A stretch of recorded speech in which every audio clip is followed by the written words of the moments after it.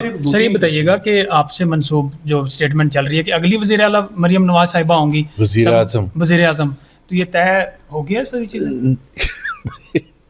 سر media جو ہے نا وہ اس کو گھماتا ہے. میں نے یہ کہا تھا کہ جو ان کا پلان ہے، جو بھی پلان ہے مسلم لیگ کا یا رولنگ لیڈ کا، تو اس میں بالکل کلیئر ہے، اس میں تو کوئی بھی نہیں یہ شرماتا کہ جی Maryam Nawaz will be the prime minister. So Maryam Nawaz اگر پرائم منسٹر ہوں گی تو پھر سوال اٹھتا ہے چیف منسٹر پنجاب کون ہوگا.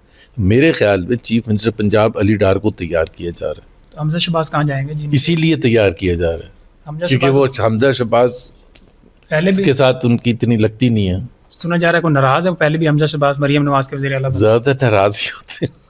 تو یہ جو تحریک تفضیہ بڑے اچھے آدمی ہیں، تحریک تفضیہ جو الٹیمیٹم دے رہی ہے کہ وزیر اعلیٰ بلوچستان بھی استعفیٰ دیں اور تحریک اور احتجاج جلسے جلوس، تو پھر اگر کہیں نہ کہیں انڈرسٹینڈنگ ہو جائے کہ Maryam Nawaz next prime minister ہوں گی تو یہ حکومت کے خلاف پھر آپ لوگ تحریک کیسے چلائیں گے، کامیاب کیسے؟ نہیں، ہم تو روکنے کی کوشش کریں گے. ہمارے لیے تو یہ ہے کہ بڑا امپورٹنٹ ہے کہ جی یہ جو پلان ہے، ابھی یہ پلان پاکستان کے عوام کا حق ہے یا ایک کچھ لوگ کمرے میں بیٹھ کے یہ فیصلہ کر لیں گے پرائم منسٹر کون بنے گا، چیف منسٹر کون؟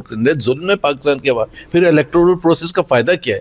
سو ہم تو میں تو وہ ان کی بات کر رہا ہوں جو رولنگ پارٹی میں ہیں، رولنگ رجیم ہیں، وہ بیٹھے ہوئے ان کے حساب سے ایک اچھا. بائی دا وے مریم نواز کا یہ ایکسپیکٹ کرنا کہ میں پرائم منسٹر بننا چاہتی ہوں، اس میں کوئی خرابی نہیں ہے. بلاول بھٹو بھی بننا چاہتا ہے، اس میں کیا خرابی ہے؟ تو خرابی تو کوئی نہیں ہے، لیکن ایک کیا پاکستان کے عوام کے تھرو منتخب ہو کے آئیں گے؟ دیٹ از دا کی کوشچن.